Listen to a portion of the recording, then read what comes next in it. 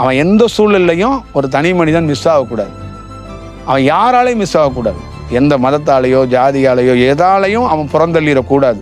அவனை புறந்தள்ளுறதுக்கு நாம் ஒரு காரணமாக இருந்துடக்கூடாதுங்கிறது பிரபஞ்சம் போராடிக்கிட்டு தான் இருக்குது. ஒரு குரு ஏன் ஜாதியை பார்க்க மாட்டாருன்னா, மனம் இருந்துச்சுன்னா பார்த்துருவார். அந்த மனம் இல்லாத போதில் எல்லாமே அவருக்கு ஒரு செயலுக்குள்ள ஒரு பார்வைக்குள்ளே வந்துடும். தன்னுடைய சமூகத்தை, பிறந்த சமூகத்தையே, பிராமண சமூகத்தையே எதிர்த்து போர் பண்ணான் பாரதி. எத்தனையோ சூழல்களை எதிர்த்து போர் பண்ணான். கடைசியில் யானை அவனை போர் பண்ணிட்டு போயிடுச்சு. பாரதிங்கிற வார்த்தைகள் ரொம்ப நல்லா இருக்கும், ஆனால் அதுங்க எல்லாம் கண்ணீர் இல்லை, ரத்தமாக இருக்கும். அந்த பயணம் முழுக்க ரத்தமாக இருக்கும். பெரிய மாவீரன்னு சொன்னால் அவனை தான் சொல்லணும். ஏன்னா அவன் ஒரு நாள் கூட அவனுக்காக வாழ முடியலை, வாழ உடலை சமூகம். அந்த சித்தர்கள் பாடலை விளக்கம் கொடுக்கணும்னா, ஒருத்தன் ஆதியும் அந்தமாக உணர்ந்தவன் எழுதுனதை ஒரு ஆரம்ப ஸ்டேஜில் இருக்கிறவரால் எப்படி விளக்கம் கொடுத்துட முடியும்? இப்போ தூரத்தில் இருக்க பொருளை ஒரு லென்ஸை வச்சு பார்க்குறோம்ல, அந்த லட்சம் லென்ஸு கோடி லென்ஸுக்கு சமமானது தான் நம்மளுடைய அந்த உணர்வும் தன்மைங்கிறது. நம்மளுடைய மெமரியில் இருக்கிற அந்த பவர் மாறும். அதுதான் அந்த அலைவரிசையோட செயல்பாடுகள். இந்த 70-60 ஆண்டுகளில் தமிழ்நாட்டிலே இந்தியாவிலேயோ அந்த தியானத்தில் பெரிய பெரிய வளர்ச்சியை யாரும் அடையலை. எல்லாமே 9 துவாரங்களும், கண்கள் 2 கண்கள், நெற்றி, தலையோட உச்சி, இதய பகுதி, நீங்கள் இடுப்பில் இருக்கிற அந்த மலை வாசல், அந்த சிறுநீர் கழிக்கிற வாசல், இதுக்குள்ளெல்லாம் அலைவரிசை உள்ளே போகும், வெளியில் வரும்.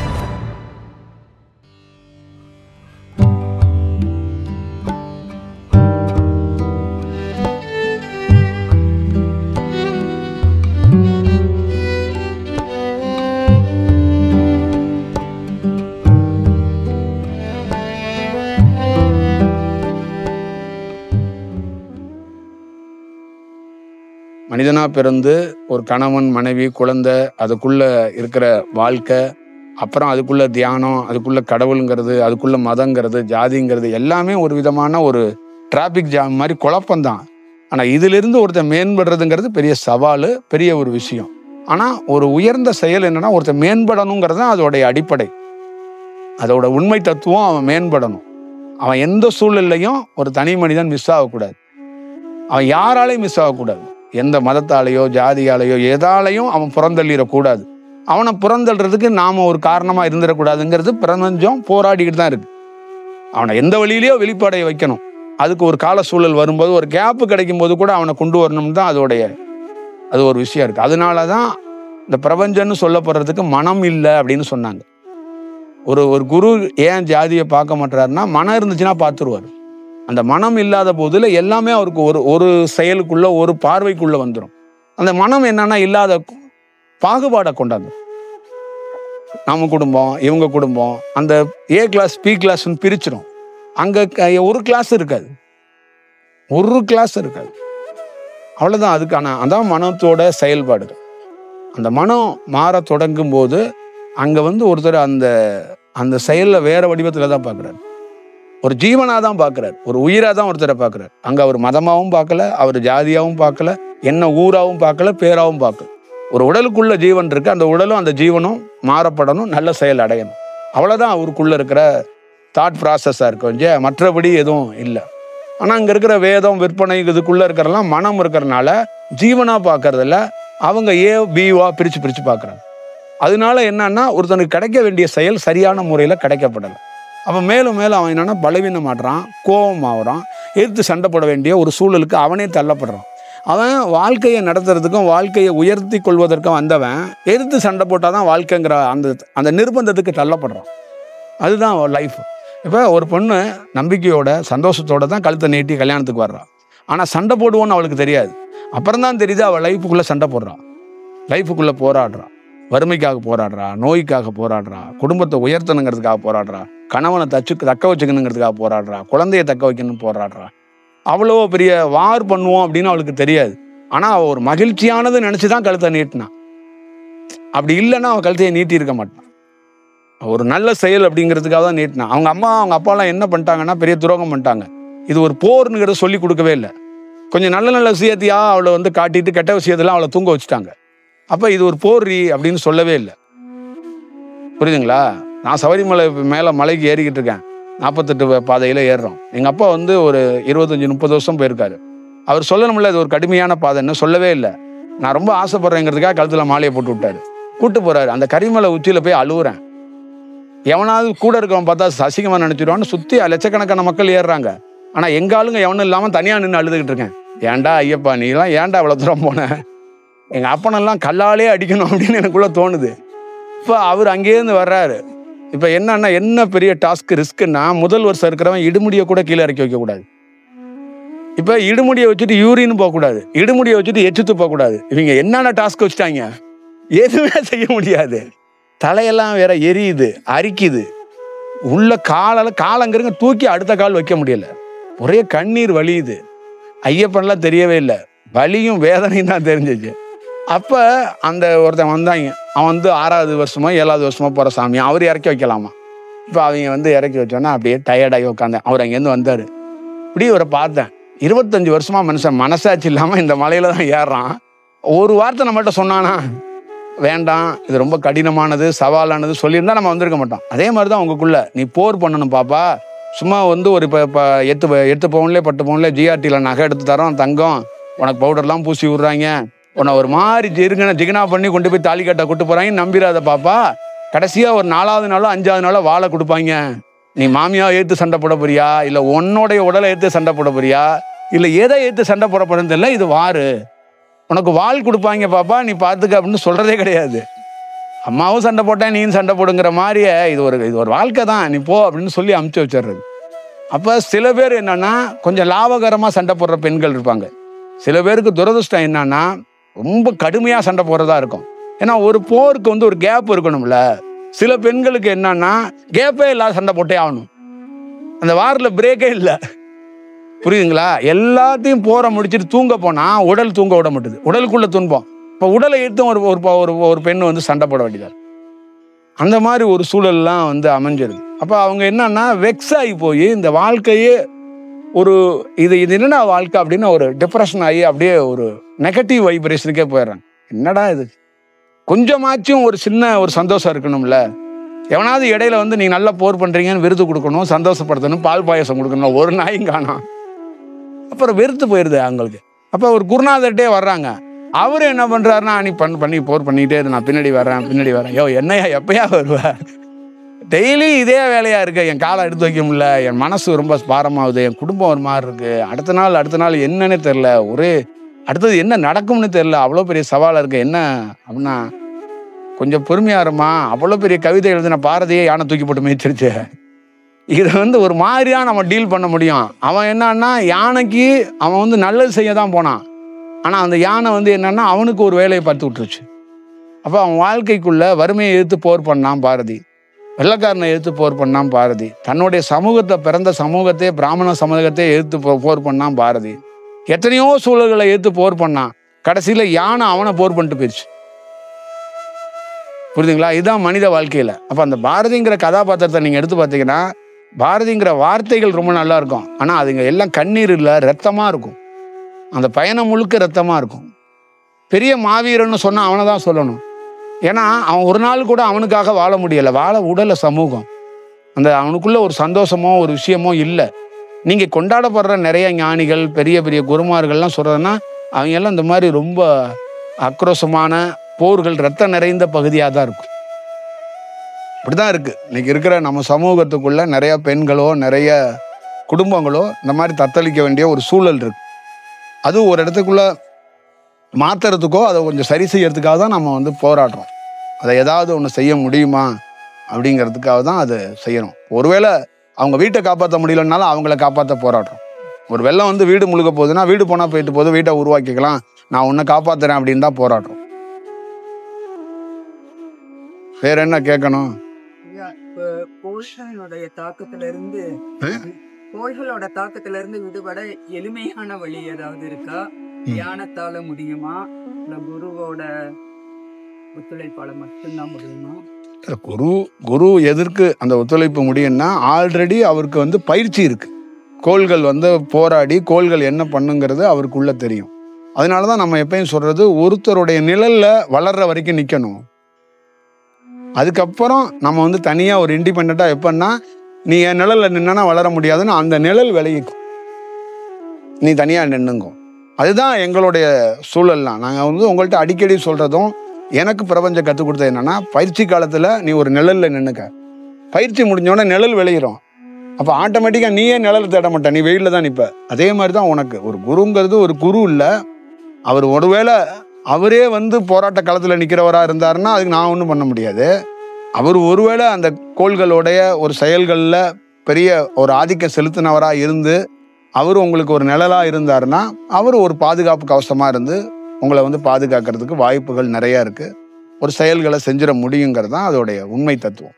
அப்போ அந்த 9 கோள்கள்டேருந்து நம்ம பரிகாரமாக ஜோசியம் படி செயல்படிகள் படி போனோம்னா அதுக்கிட்டேருந்து ஒரு ரிலீஃபை நம்மளால் ஏற்படுத்திக்க முடியாது. நம்ம ஒரு முக்கியமாக ஏற்படுத்திக்கணும்னா அதோட மையம் நாம் பண்ணுற தியானம், நம்ம பண்ணுற மந்திரம், நம்ம கொடுக்குற குரு வந்து என்னன்னா அது பக்தியாக இல்லாமல் மூட நம்பிக்கையாக இல்லாமல் அது ஒரு இயல்பாக யதார்த்தமாக நிகழ்ந்துச்சுன்னா அங்கே அந்த கோள்கள்டேருந்து ஒருத்தன் என்ன பெரிய தாக்கம் இருந்தாலும் காப்பாற்றப்படுவாங்கிறது தான் அதோடைய உண்மை. இங்கே எல்லாருக்குள்ளேயும் ஒரு தாக்கம் இருக்குது. அந்த தாக்கத்திலிருந்து விடுபடுறதான் ஒரு செயல். அதுக்காக தான் அந்தந்த ஒரு பகுதியாக ஒவ்வொரு இடத்துக்குள்ள ஒருத்தரை நோக்கி மக்களை வர வைக்கிறதுக்கு என்ன காரணம்னா அவரால் அதை செய்ய முடியுங்கிறதுக்காக தான் பிரபஞ்சம் அந்த ஏற்பாடை பண்ணுது, அந்த விஷயத்தை கொடுக்குது. இல்லைன்னா வந்து ஒருத்தர் வந்து என்ன செஞ்சிட முடியும், எதுக்காக வந்து நம்மளை நோக்கி மக்கள் வரப்போகிறாங்க? அவ்வளோதான். நம்ம வந்து பணம் காசோ இல்லை பொருளையோ நேரடியாக கொடுக்கறத தாண்டி இந்த அலைவரிசையிலேருந்து அவங்கக்குள்ள என்னைக்காவது ஒரு நாள் அவங்கக்குள்ள ஒரு சுதந்திரங்கிறது என்னன்னா அவங்க போர் பண்ணாமல் இருக்கிறது தான் சுதந்திரம். அவங்களுக்குள்ள ஒரு ஒரு ஒரு ஒரு சூழல் மாறும். அதுதான் அது ஒரு முக்கியமான ஒரு காலகட்டமாக இருக்கும். அதுக்காக தான் போராடுறோம். அதுதான் அவங்க உணரணும். அது அப்போ அவங்க அந்த மார்க்கத்தில் கரெக்டாக அந்த குருவை நினச்சி அது நிற்கிறது ஒரு நல்ல செயலாக இருக்கும். இப்போ இது கூட சொல்கிறதுக்கு சங்கடமாக தான் இருக்குது. ஏன்னா ஒரு குரு இதை தீர்வு கொடுத்துட முடியுமா, குரு தான் பண்ணுவாரா அப்படின்னா இன்னைக்கு வந்து மக்கள் வந்து கம்மியாக இருக்கிறாங்க, குரு தான் நிறையா இருக்கிறாங்க. ஒரு காலத்தில் குரு கம்மியாக இருப்பார், மக்கள் நிறையா இருந்தாங்க. இன்னைக்கு மக்களே நிறையா பேர் குருவாக இருக்கிறாங்க. புரியுதுங்களா? நான் தான் வந்து உங்கள்கிட்ட வந்து சரணடையணுங்கிற மாதிரி ஒரு சூழல் உருவாக்கப்பட்டிருக்கு. ஏன்னா எல்லாமே குருவாயிட்டாங்க. அப்போ வந்து எங்கே போய் நம்ம ஒரு வேலை செய்ய முடியும்? திறந்து பார்த்தா யாரோ தீட்சை கொடுக்குறாங்க, ஒரு 20 இப்போ நீங்களே குரு தான். வந்து எல்லாரும் அது வந்து என்னன்னா இப்போ நீங்கள் உங்களோட நண்பர்கள் இருப்பாங்க, நண்பர்கள்ட்ட நீங்கள் ஃபோனில் பேசுவீங்க, உங்களுக்கு தெரிஞ்ச அனுபவத்தை சொல்லுவீங்க. அப்போ நீங்களே அங்கே குரு ரோல் தானே எடுக்கிறீங்க. ஒரு புதுசாக ஒரு பொண்ணு வர்றா, இருங்க ஒரு புதுசாக ஒரு பொண்ணு வர்றா, தியானத்தை கேட்குறா, அப்போ நீங்கள் ஒரு விளக்கத்தை கொடுப்பீங்க. அப்போ நீங்கள் எப்போ விளக்கத்தை கொடுக்க ஆரம்பிச்சிங்களோ நீங்களே குரு போஸ்டிங்குள்ளே போயிட்டீங்கன்னு தானே அர்த்தம். புரியுதுங்களா? இப்போ ஒரு சித்தர்கள் பாடலை படிக்கிறாங்க, விளக்கம் கொடுக்குறாங்க. அந்த சித்தர்கள் பாடலை விளக்கம் கொடுக்கணும்னா ஒருத்தன் ஆதியும் அந்தமாக உணர்ந்தவன் எழுதுனதை ஒரு ஆரம்ப ஸ்டேஜில் இருக்கிறவரால் எப்படி விளக்கம் கொடுத்துட முடியும்? நீங்களே நினச்சி பாருங்க, ஒரு லாஜிக்காக நினச்சி பாருங்க. அவன் ஒவ்வொரு காலகட்டத்துக்கு ஏற்ற மாதிரியும் நீ அங்கேருந்து பார்த்தனா இப்போ எங்களுக்குள்ள இறைவனை எப்படி தெரியுங்களா,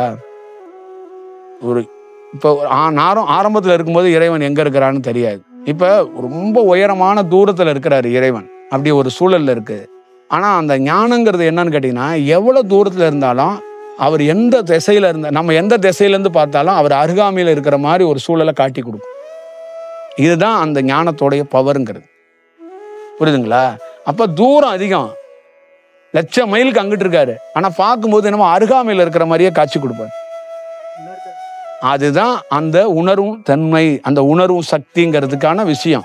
இப்போ தூரத்தில் இருக்கிற பொருளை ஒரு லென்ஸை வச்சு பார்க்குறோம்ல, அந்த 1,00,000 லென்ஸு கோடி லென்ஸுக்கு சமமானது தான் நம்மளுடைய அந்த உணர்வும் தன்மைங்கிறது. நம்மளுடைய மெமரியில் இருக்கிற அந்த பவர் மாறும். அதுதான் அந்த அலைவரிசையோட செயல்பாடுகள். அப்போ எங்கேயோ இருக்கிற ஒரு பொருளை, எங்கேயோ இருக்கிற சந்திரனை என்னமோ பக்கத்து வீட்டில் இருக்கிற மாதிரி நம்மளால் அருகே அதை அணுகிறதோ, அது சம்மந்தமாக ரிலேட்டடாக பேசுகிறதோ, அதை பார்க்கறதுக்கான சூழலை இந்த மெமரி, அந்த செயல் வந்து அது அவ்வளோ தீவிரமாக உருவாக்கி கொடுத்துரு. அப்போ தியானத்தோடைய ஒரு எவ்வளோ பெரிய மேஜிக் பவர் அப்படிங்கிறத நம்ம பார்த்துக்கணும். அப்போ உட்காந்துக்கிட்டு எவ்வளோ தூரத்தில் இருக்கிற ஒரு பொருளை வந்து அறிய முடியுது அப்படின்னா அப்போ என்ன மாதிரி மாற்றத்துக்குள்ளே இருக்கிறோம் அப்படிங்கிறது ரொம்ப முக்கியம். அப்போ நீங்கள் ஒரு சித்தர் பாட்டில் போய் சாதாரணமாக எடுத்து அதுக்கு ஒரு விளக்கமாக அதை ஒரு படிச்சுட்டு அதை நீங்கள் சொல்லும்போது அது 6 மாதம் 1 வருஷம் கழித்து பார்த்தீங்கன்னா நீங்கள் சொன்ன விளக்கமே வேறையாக இருக்கும். அப்போ அது வந்து மாறிக்கிட்டே இருக்கும். என்னன்னா என்ன மாறுனா உன் அனுபவத்துக்கு ஏற்ற மாதிரி அது புலப்பட்டுக்கிட்டே இருக்கும். புரியுதுங்களா? மாடு வந்து மேஞ்செல்லாம் முடிச்சுட்டு சும்மா கட்டி போட்டீங்கன்னா வாயை அசைப்பட்டுக்கிட்டே இருக்கும். அந்த மாதிரி ஒரு வருஷம் தியானம் பண்ணவன் ஒரு வருஷம் கழிச்சு ஒரு புத்தகத்தை முன்னாடி படித்த புத்தகத்தை திருப்பி எடுத்து படிச்சானா அதுவே மாறுபட்ட தலைமையில இருக்கும். அவனுடைய தாட்டே அதுல வேற ஒரு தாட்டா வேற ஒரு விஷயமா இருக்கும். நம்ம காணொலியை கேட்டுட்டே வர்றீங்க, ஆரம்பத்திலே கேட்பீங்க, இப்போ உள்ள காணொலிலாம் கேட்பீங்க. ஒரு 10 நாள் கேப் போட்டு திருப்பி அந்த காணொலியை கேட்டு பார்த்தீங்கன்னா உங்களுக்கு கிடைச்ச விளக்கத்திலே இன்னொரு பெட்டர்மெண்டான ஒரு ஆங்கிள்லேருந்து ஒரு விளக்கம் கிடைக்கும். அப்ப இது வந்து என்னன்னா எதுக்கு அப்படின்னா, நீ அன்னைக்கு அந்த மனநிலையிலையும் அந்த அறிவுத்திறனிலையும் அவ்வளவுதான் உனக்கு புரியும். அப்ப உன்னுடைய growth இந்த 15 நாள்ல ஒரு சேஞ்சு கண்டிருக்கு. அப்ப அதே மாதிரிதான் சித்தர்கள் பாடலாம். நீ உடனே இன்னைக்கெல்லாம் அதை வந்து இதுதான் விளக்கம்னு கொடுத்துட முடியாது. அப்ப அதுக்கெல்லாம் பல ஆண்டுகள் வந்து பாதுகாக்கணும், பல ஆண்டுகள் வந்து காத்திருக்கணும். அதை வந்து நம்மளால அறிந்து அதுக்கு ஒரு விளக்கம் கொடுத்துட முடியாது. அப்புறம் விளக்குறையும் எழுதிட முடியாது. அவ்வளவு சாமானியமா அது சாத்திய கூறு இல்லை. அதெல்லாம் நம்ம வந்து அவசியம் அதை பார்த்துக்கணும். இப்போ இருக்கிறீங்க, இன்னும் ஒரு 5 வருஷம் கழிச்சு அனுபவம் பெற்றுட்டு யாராவது ஒரு ஞானியோட புத்தகத்தை நீங்க படிச்சு பாருங்களேன். அதுக்குள்ள எங்கேயாவது ஒரு பிழை இருந்தா கூட, ஒரு தவறு இருந்தா கூட உங்களால எளிதா கண்டுபிடிச்சிட முடியும். அது ஒரு மாற்றி எழுதப்பட்டிருக்கு அப்படின்னா கூட அது இங்க ஈஸியா உங்களுடைய வளர்ச்சியில தான் நீங்க கண்டுபிடிக்க முடியும். புரியுதுங்களா? அதுதான் உங்க தியான வளர்ச்சிங்கிறது. ஒரு தியான வளர்ச்சியில தியானம் பயிற்சி முடிச்சதுக்கு அப்புறம் தான் ஒரு முழு தாட்டுக்குள்ளே அதை ஜட்ஜ் பண்ண முடியும். நம்ம ஆரம்ப நிலையில பார்க்கறது, நமக்கு அறியறதுங்கிறதெல்லாம் வேற. அது வேற. அது என்னன்னா உங்களுள்ள உடல்ல பெரிய பருவ மாற்றம் நடக்கும்.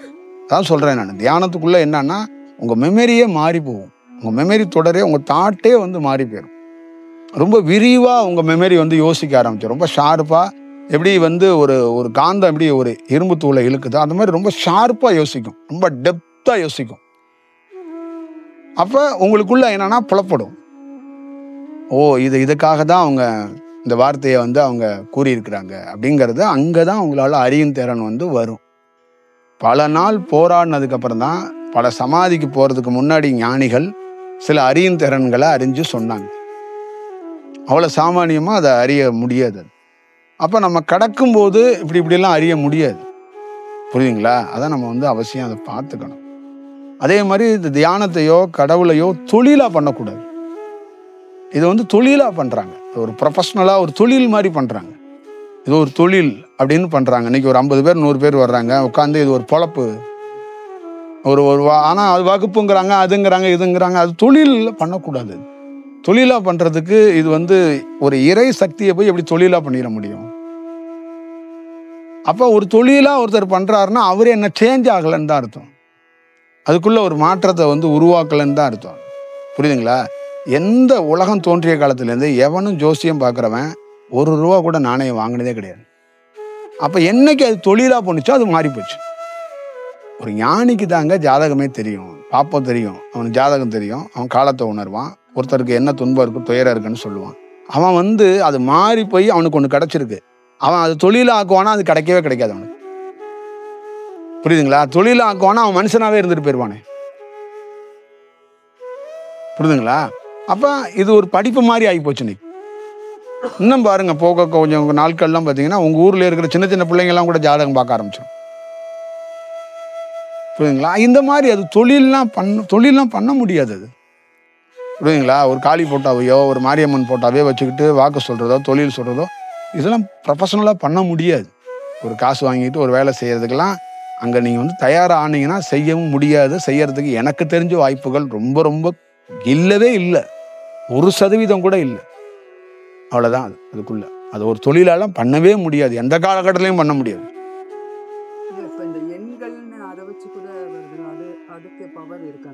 இல்ல, பவர் இருக்கா இல்லையாங்கிறத தாண்டி பிரபஞ்சத்தால உருவாக்கப்பட்டதான் எல்லாமே. ஒரு மரத்துக்கு பவர் இருக்கா, ஒரு இலைக்கு பவர் இருக்கான்னு கேட்குற மாதிரி தான். மரத்துலேருந்து வந்ததான் இலை. அப்புறம் எண்களும் வந்து இதுக்குள்ளேருந்து இருக்கப்படுற நம்பர்ஸ் தான். அது எல்லாத்துக்குள்ளேயும் ஒரு செயல்பாடுகள் இருக்கு. ஆனா அது தொழிலா நீங்க பண்றது தான் நம்ம வந்து ஏற்றுக்கொள்ள முடியாத ஒரு சூழலா இருக்கு. புரியுதுங்களா? எல்லாத்துக்குமே இருக்கு, எதுக்கும் இல்லைன்னு சொல்ல முடியாது. புரியுதுங்களா? விசச்செடியை கூட மருந்துக்கு சமயத்துல அதை பக்குவப்படுத்தி அதை ஒருத்தன் கரெக்ட் பண்ணான்னா அதையும் மருந்தாக்க முடியுங்கிறது தான் அதோட செயல்பாடுகள். புரியுதுங்களா? இவ்வளவுதானே விஷயம். அப்புறம் இன்னொரு கேள்வி, சமாதி சொன்னீங்க. ஆ. சமாதி நிலைக்கு அடுத்த நிலை வெட்ட வெளி தன்மையா? இல்ல இப்ப ஒரு உதாரணத்துக்கு சொல்றேன், இந்த பிறப்புல உனக்கு சமாதி இருக்கு அப்படின்னு நிர்ணயிக்கப்பட்டிருக்கு. ஆனா அவங்க அந்த பிறப்புலயே அதை மாத்திக்க முடியுமா வெட்ட வெளி தன்மைக்கு? இல்ல அவங்க அப்படி அது இல்ல அப்படி முயற்சி எல்லாம் கிடையாது. சமாதிங்கிறது குருவால தீர்மானிக்கப்படுகிறது. சமாதியில இத்தனை ஆண்டுகள் இருந்துட்டு வரணும்னு அவனுக்கு ஒரு கணக்கு இருக்குன்னு அதை தான் கொடுப்பாங்க. அதை மாத்துறதெல்லாம் கிடையாது. அவன் சமாதிக்கு தான் போகணும், சமாதியில இருக்கணும் அப்படின்னா அவனுக்கு அதுதான் வழங்கப்படும். அவனை மாற்றியெல்லாம் அவர் அமைக்க மாட்டார். அவன் பல நாள் சமாதியில இருந்தவன் தெரியாம இப்போ சுத்திக்கிட்டு இருக்கான் ஊர்ல அப்படின்னா இந்த முறை அவனுக்கு சமாதி வேண்டாம், அவனை நம்ம தடுத்து ஆட்கொண்டு நாமளே திரும்ப பெற்றுக்கொள்வோம்னா திரும்ப பெற்றுக்கொள்வான். அப்படித்தான் அது. சமாதி வந்து எந்த தியானம் பண்ணாலும் வருமா? வாசி யோகம் வாசி யோகம் பண்ணால் சமாதி அறிய முடியும்ன்றாங்க. சமாதி வந்து எந்த தியானம் பண்ணாலும் சமாதி வரும். ஆனா சமாதியில என்ன சமாதின்னு இருக்குல்ல, நீ செத்து போறது கூட சமாதி தான். புரியுதா? நீ செத்துட்டேன்னா இப்போ உன்னை தூக்கி அந்த போய் சிமெண்ட்டுக்கு கல்லை வச்சு பூசிட்டோம்னா அதுவும் சமாதின்னு தான் சொல்லுவாங்க. சமாதி அறியணும். அப்படின்னா அது வந்து ஒரு ஒரு முறையாக பிரபஞ்சத்தால் அது உன் சுவாசத்தால் நிகழப்படணும். நீ இங்கே இருக்கிற மற்ற குருமார்களால் நீ எதை வச்சு இவங்கள்ட்டேருந்து சமாதி பெறுவேன் அப்படின்னு நீ வந்து தீர்மானிப்ப. அப்படி ஒன்று இருக்குல்ல. அது வந்து வாசி யோகம் எடுத்தா ஜீவ சமாதி அடைய முடியும். அது இருக்குதாங்க. யார் இருக்குன்னு நீ வந்து இருக்கு. அது எனக்கு தெரியாது. நான் சொல்கிறேன் என்னன்னா, அவங்க சொல்லுவாங்க தான் யார் ஆகியிருக்கா அப்படின்னு சொல்லுங்க. நீங்கள் யார் ஆனா எல்லாம் தியானம்னா சமாதி ஆக முடியும். வாசி யோகம் எடுத்தாதான் முடியும். இல்லைம்மா, அப்படி கிடையாதும்மா. எல்லா தியானத்துலையும் சமாதி ஆக முடியும் அப்படிங்கிறத தாண்டி இயற்கை நினைச்சா சமாதி ஆக முடியும். நீ பண்ணுறது ஒரு தியானம் பண்ணுற தியானத்துக்கு வந்து இப்போ நானே ஒரு தியானம் கற்றுக் கொடுக்குறேன், அதுக்கு பேர் கழுதன்னு வச்சிடுறேன். கழுத தியானத்துக்கு சமாதி ஆக முடியாதுன்னு ஒன்று சட்டம்லாம் கிடையாது. ஆனால் அதுக்கு இயற்கையாக நேச்சரில் அவருக்கு சமாதி கிடைக்குமா அப்படிங்கிறது ஒன்று இருக்க பட்சத்தில் அவருக்கு கிடைக்கும். அவர் சமாதி கிடைக்கலன்னா அவருக்கு என்ன கிடைக்கப்படணுமோ அதை அந்தந்த ஆன்மாவுக்கு ஏற்ற மாதிரி இறைவனால் வழங்கப்படுகிறது. உனக்கு என்ன வழங்கப்படணுமோ அதுதான். நீ கேட்குறத இறைவன் கொடுக்க மாட்டாங்கிறத முதல்ல தெரிஞ்சுக்கணும். அதுதான் நீங்கள் நினச்சி ரோட்டில் போவீங்க, நீங்கள் நினச்சதை அங்கே உடச்சி போட்டுருவாங்க. புரியுதுங்களா? நீங்களா ஒரு கற்பனைக்குள்ள ஒரு கதாபாத்திரமா எழுதி வச்சுக்கிட்டு நீங்கள் கிளம்பி வந்துடுறீங்க. அது அங்கே நிகழாது. உனக்கு என்ன நிகழப்படணுமோ அது நிகழ்ந்தே தீரும். அது என்ன வேணாலும் இருக்கலாம். நீ ஒரு பெரிய இறை சக்தியாக இருக்கலாம், பெரிய செயல்பாடுகளாக இருக்கலாம். உனக்கு ஒரு மறைப்பு இருக்குது, நீ உன்னை யாருன்னு தெரியல. அப்போ உனக்கு ஒரு நாள் அந்த மறைப்புக்கான ஒரு வாய்ப்புகளை உனக்கு அந்த உணர்வும் திறனை ஏற்படுத்தி கொடுக்கும்போது உனக்கே அதை உணரும் போது, ஆகா நான் அந்த மாதிரி தான் விஷயம், இதனால தான் வந்திருக்கிறேன், இந்த தன்மை கிடச்சிருக்கு அப்படிங்கிறத நீனே உணர்வ. புரியுதுங்களா? இதுதான் அதுக்குள்ளே இருக்கிற விஷயம். எல்லாரும் இங்கே ஒரு 50-100 கலைகளை, சித்தர்களோட பாடல்களை, அவங்களோட ஏதோ ஒரு வடிவத்தில் இருக்கிற குருமார்கள் எழுதி வச்ச பாடல்களை படிச்சுட்டு ஏதோ ஒரு மார்க்கத்தில் இறைவனை அடைவோன்னு லட்சக்கணக்கான பேர் பயணிக்கிறாங்க, கோடிக்கணக்கான பேர் பயணிக்கிறாங்க. இதை யாரும் தப்பு இல்லை. ஆனால் எத்தனை பேர் லட்சக்கணக்கான பேர் பயணித்தாலும் அந்த செயல் கிடைக்கிறது வந்து அந்தந்த ஆன்மாக்களுக்கு என்ன கிடைக்குமோ அதுதான் கிடைக்கும். ஒன்று. இன்னொன்று, அது இறைவனாக ஏற்படுத்துகிற இயல்பாக ஏற்படுத்துகிற இறைவன் அப்படின்னா நீங்கள் சொல்கிறது கடவுள் இறைவன்கிறது ஒன்று இல்லைங்கிறது என்னோட ஸ்டேட்மெண்ட்டு. நீ அதை அறியாத வரைக்கும் கடவுள் இறைவன் ஒன்று இருக்கிறார். வெட்டவெளிங்கிறது ஒன்றும் இல்லைங்கிறதான். அது ஒரு அலைவரிசை தான். புரியுதா? இன்னைக்கு உனக்கு சிவன் பெருமாள்னு சொல்கிறது நீ வெட்டவெளி தன்மைக்குள்ளே போகும்போது அந்த பேரே இல்லாமல் போயிடும். அது வந்து என்ன சொல்லுதுன்னா நான் கடவுள்னு அது சொல்கிறது இல்லை.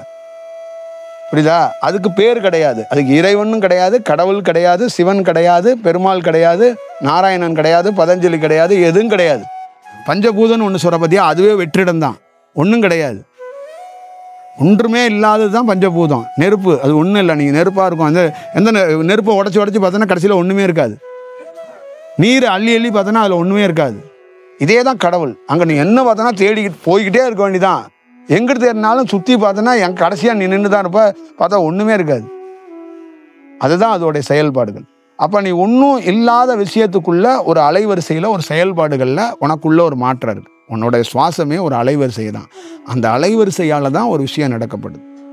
புரியுதுங்களா? இந்த உலகத்தில் இயங்கப்படுகிற எல்லா பொருளுமே ஒரு மின்சாரத்தன்மை கொண்ட அலைவரிசை இருக்குது. அது செயற்கை அலைவரிசைன்னு சொல்கிறாங்க, மனிதனால் கண்டுபிடிக்கப்படுது. உண்மைத்தன்மையில் ஒரு அலைவரிசை இருக்குது, அதுதான் நாம் இறைவன்னு வழிபடுறோம். அப்போ உண்மை சக்தி, உண்மைக்கு ஒரு பெரிய ஒரு வேல்யூ உண்டு அப்படிங்கிறதான் அவங்க என்ன பண்ணுறாங்கன்னா அதை வணங்குவதற்கு உயர்ந்த ஒரு பெயர் வச்சு விட்டாங்க, கடவுள். புரியுதுங்களா? இப்போ மின்சாரம், டெலிஃபோனு, இங்கே இருக்கிற இதெல்லாமே வந்து என்ன, இயற்கை கிடையாது, செயற்கை. மனிதர்களால் கண்டுபிடிக்கப்பட்டு மனிதர்களால் செயல்பட்டப்பட்டது. புரியுதுங்களா? பெட்ரோல், டீசல் எல்லா செயலுமே செயற்கையாக இயற்கையிலேருந்து கீழே கிடச்சிருந்தாலும் அதை மனிதன் உருவாக்கி அதுக்குள்ளே ரசாயனத்தை கலந்து வைக்கும்போது அது செயற்கையாக தான் மாறி போயிடும். புரியுதுங்களா? இப்போ காற்று இருக்குது, காற்று இயற்கை. அந்த காற்றை பிடிச்சி அதை வேறு வடிவத்துக்குள்ளே பண்ணி மின்சாரமாக பண்ணால் அது செயற்கையாகிடுது. அதை காற்றாகவே விட்டோன்னா அது இயற்கை. புரியுதா?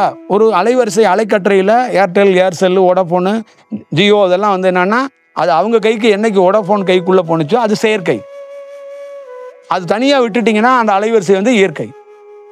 இப்போ உங்களுக்குள்ள ஒன்று இருக்குல்ல, வாங்கிட்டு ஒன்று காற்றை விடுற, உள்ளே போகுது, ஒரு காற்று உள்ளே போகுது, வெளியில் வருது, அதுனா இயற்கை. அது நீ இப்போ ஒன்றுமே இல்லை அப்படியே மயங்கி போய் விழுந்துட்டேன்னா உனக்கு தூக்கி ஹாஸ்பிட்டலில் ஒன்று வைக்கிறாங்களா ஆக்சிஜன், அது செயற்கை.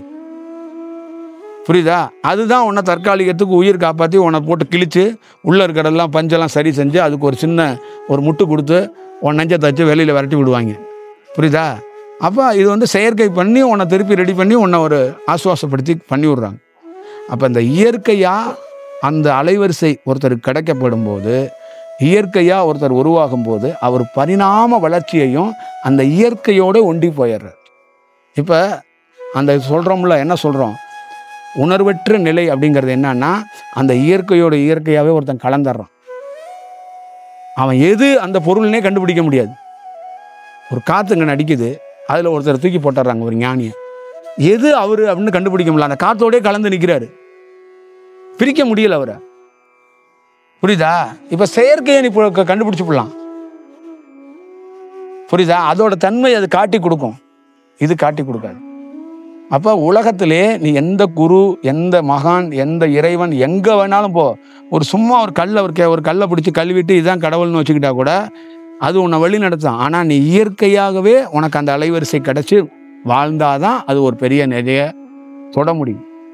அப்போ நீ வந்து யாரோ ஒன்று சொல்லித்தரது, ஒரு புத்தகம், ஒரு விஷயம் உன்னை வழிகாட்டுறாங்கன்ட்டு இந்த நரம்பு அது இதுன்னு கவனத்தை அப்படி இப்படி வைக்கும்போது, செயற்கையாக ஏதாவது ஒன்று பண்ணும்போது உனக்குள்ள வேற ஒரு மாற்றம் நடக்கும்.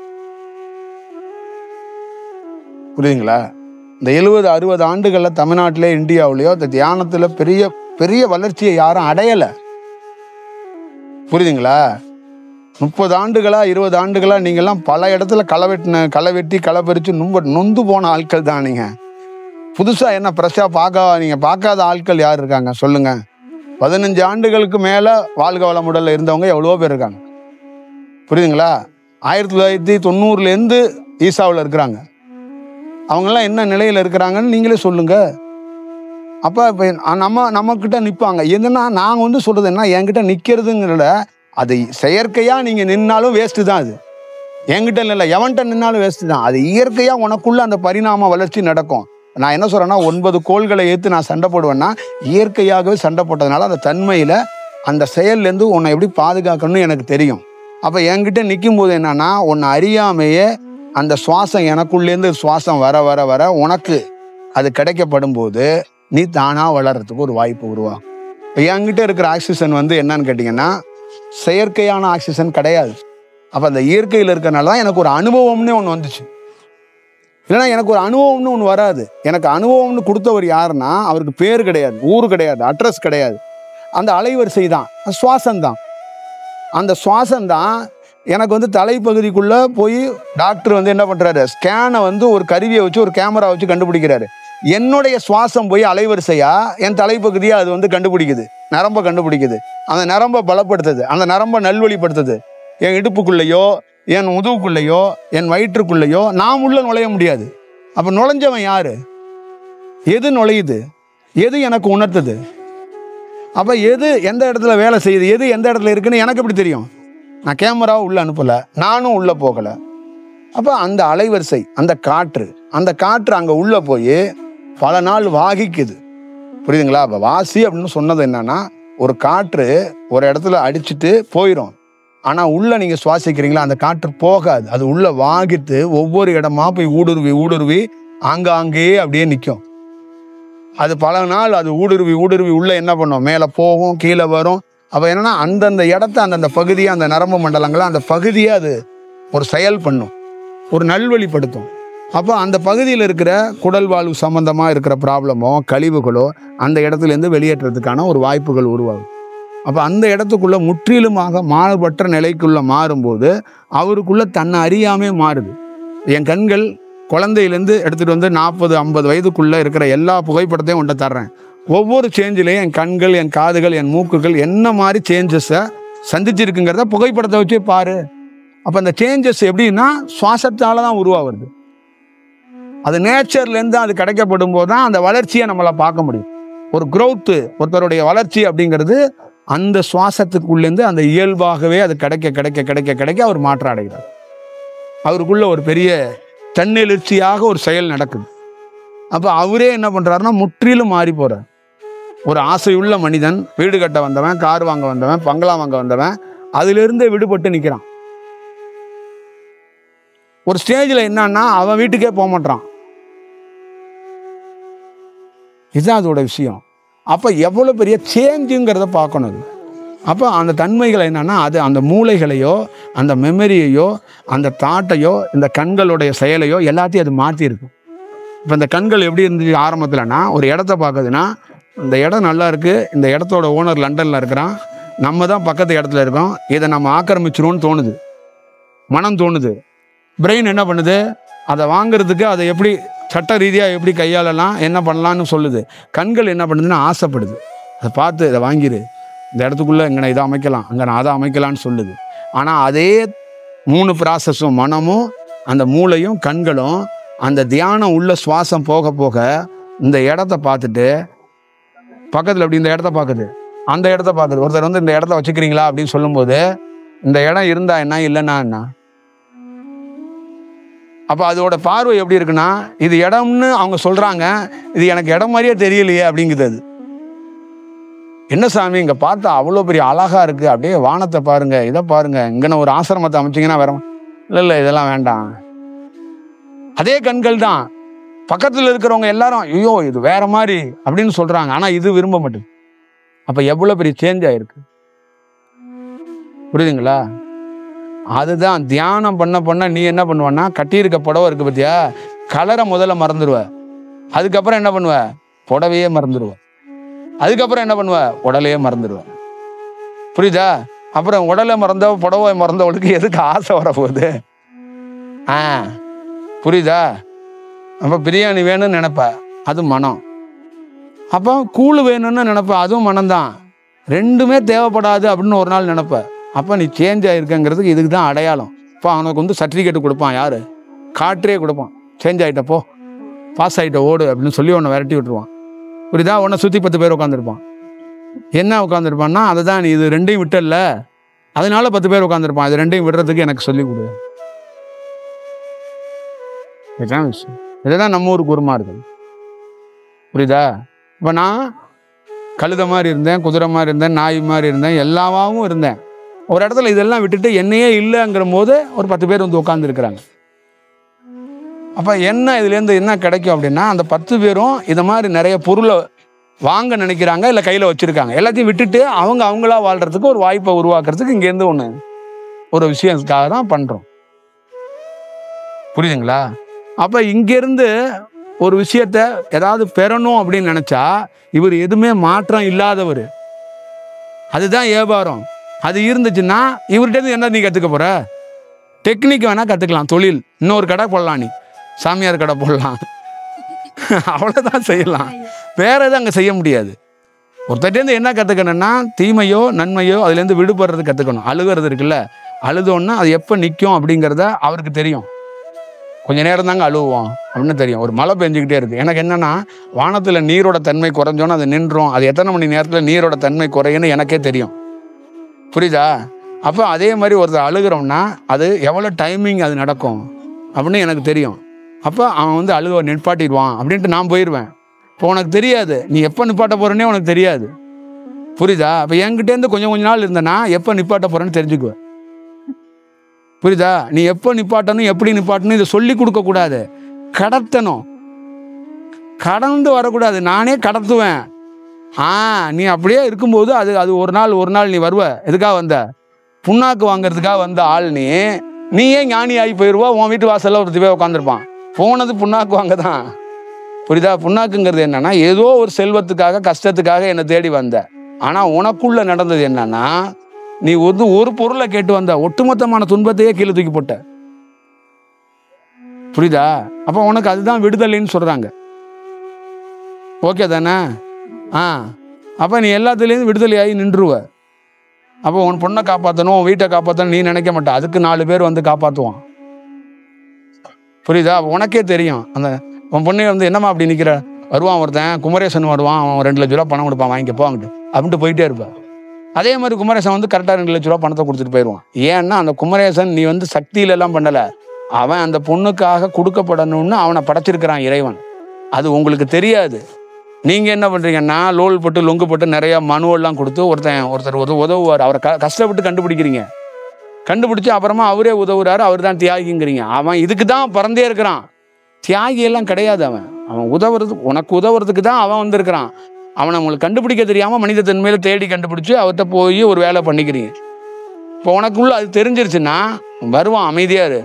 எப்போ வருவாங்கிற குமரேசனே காணா அப்படின்னா வருவான் அப்படின்னா உனக்கு தெரியும் 20 நாள் கழிச்சு தான் வருவான். அதை நீ தேதியெல்லாம் சொல்ல மாட்டேன், வருவான், வெயிட் பண்ணு. அதே மாதிரி வருவான். இது என்னன்னா, எங்கள் அம்மாவுக்கு பைத்தியம் முடிச்சிச்சு, குமரேசன்லாம் வரவே மாட்டான். எவன் குமரேசன் வரப்போகிறான்? சொந்தக்காரனே வரமாட்டான். எந்த குமரேசன்? கரெக்டாக குமரேசன் வந்து இந்தங்க அப்படின்னு கொடுத்துட்டு போயிடுவான். இது நடக்கும். இதுதான் விஷயம். நடக்குது ஐயான்னா, இப்போ நடக்கிறது வேற ஒரு விஷயமா அது மாறும். அதுதான் இயல்பு தன்மை அப்படிம்பாங்க. ஒரு குருங்கிறது என்னன்னா, செயற்கையா உருவாகக்கூடாது, ஆர்டிபிஷியலா எதுவும் நடக்கக்கூடாது. புரியுதா? ஆர்டிபிஷியலே அங்க இருந்துச்சுன்னா ஒன்றும் வேலைக்காகாது.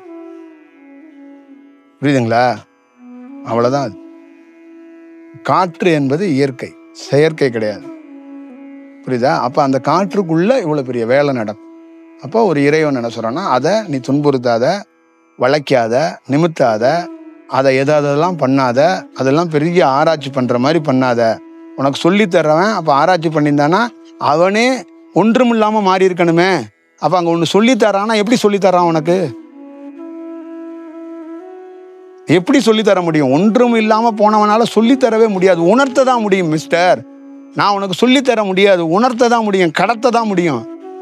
கிளாஸ் எடுக்க முடியாது. புரியுதா? என்கிட்ட இருந்து ஒரு விஷயம் இருக்குன்னா உனக்குள்ள நான் வந்து செலுத்தலாம், உன்னை பார்க்கலாம், உன்னை பார்த்தா இங்கேருந்து ஒன்று செலுத்தும். இதான் கிளாஸ் எடுக்க முடியாது. அப்படி உட்காரு, அப்படியே நிமிந்துக்க, பார்த்துக்க, எல்லாம் எடுக்க முடியாது. எடுக்க முடியாது. இதை சவாலை சொல்றேன், எடுக்க முடியாது. அது எடுக்க கூடாது. அந்த தன்மையில தான் அது மாறி நிற்கும். புரியுதா? அவ்வளவுதான் விஷயம். சரிதானே? சாப்பாடு போடலாமா? கொடுத்துருங்க ஐயா. நீங்க கொடுங்க, சொல்லுங்க. மாணிக்கவாசகர் வான் கலந்தார் இல்ல வந்து வள்ளலார் வந்து ஜோதி ஆனாங்கன்னா அவங்க உடம்பு வந்து செயற்படுறாங்களா இல்ல இறைவன் ஆட்கொண்டு அப்படி பண்ணாங்களா?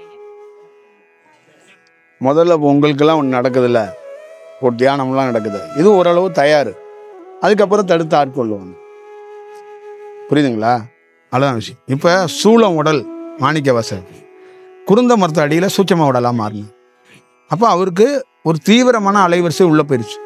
அப்போ அவருக்கு என்ன பண்ண கிடச்சிச்சுன்னா, நீங்க நல்லா புரிஞ்சுக்கணும், ஒரு உயர்ந்த காற்றை அங்கே சுவாசிச்சுட்டார்.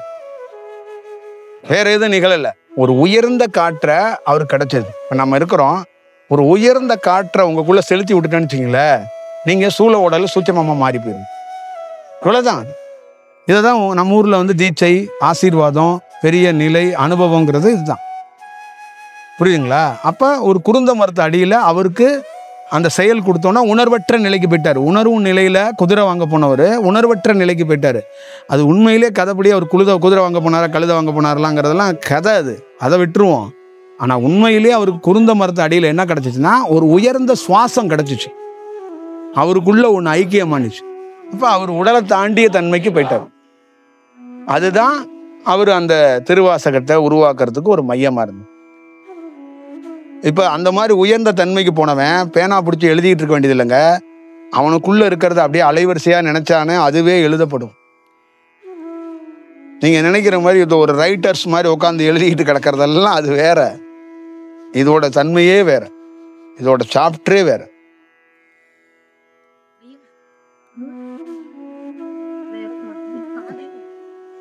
காதுல வரும் வரும் வரும். அது மூக்கு எல்லாமே 9 துவாரங்களும், கண்கள் 2 கண்கள், நெற்றி, தலையோட உச்சி, இதய பகுதி, நீங்க இடுப்புல இருக்கிற அந்த மலவாசல், அந்த சிறுநீர் கழிக்கிற வாசல், இதுக்குள்ள எல்லாம் அலைவரிசை உள்ள போகும், வெளியில வரும். அது அவங்களோட தன்மையை பொறுத்தவரைக்கு, அந்த காற்றோட தன்மையை பொறுத்தவரைக்கு, ஒரு இடத்தோட தன்மையை பொறுத்திருக்கு. சில இடங்கள்ல சில விஷயங்கள்ல போகும்போது அந்த அலைவரிசை கிடைச்சிருக்கும். அது உள்ள இருந்து வாகித்து ஒரு வேலை செஞ்சுக்கிட்டே இருக்கும். தொடர்ந்து இருந்தா காற்று தொடர்ந்து அங்க குடியிருக்குன்னு அர்த்தம். ரொம்ப நாள் அது கூடவே இருக்கிறதுக்காக தான் வர்றது. அதை கூட தக்க வச்சுக்கிறதுக்காக தான் என்ன மாதிரி ஆளை நீங்க பாக்குறது. அது ஓடி போயிடக்கூடாது. புரியுதுங்களா?